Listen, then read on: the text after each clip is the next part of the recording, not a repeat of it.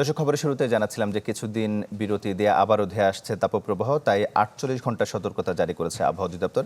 এ বিষয়ে জানাতে গাইবান্ধা থেকে আমাদের সঙ্গে যুক্ত হচ্ছেন আসাদুজ্জামান মামুন। হ্যাঁ কামাল, আমি এই মুহূর্তে দাঁড়িয়ে আছি গাইবান্ধা শহরের প্রাণকেন্দ্রে 1 নম্বর ট্রাফিক মোড়ে।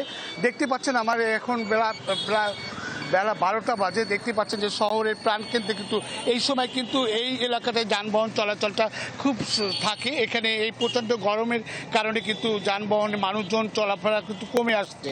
সকাল থেকে সূর্য বাড়ার সাথে সাথে কিন্তু আপনাদের এখানে প্রচণ্ড গরম, সূর্যের প্রখরতায় কিন্তু বেলা বাড়ার সাথে সাথে হচ্ছে, গরমটা আরও বেশি হচ্ছে।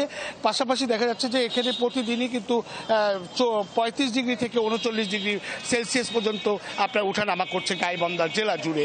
এই প্রচণ্ড খরতাপের কারণে কিন্তু আপনার গাইবান্ধা শহরে যে মানুষজন কিন্তু একটু শীতল ছায়া পেতে পৌর পার্ক সহ গাছের ছায়ার দিকে যাচ্ছে।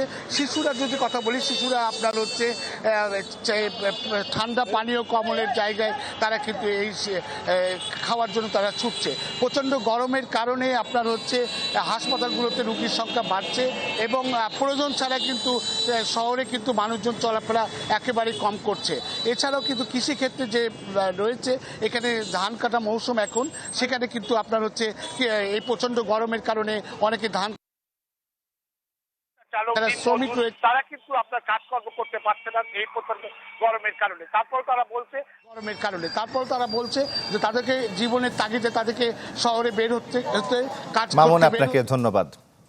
গাইবান্ধা থেকে আমাদের সঙ্গে যুক্ত হয়েছিলেন আসাদুজ্জামান মামুন।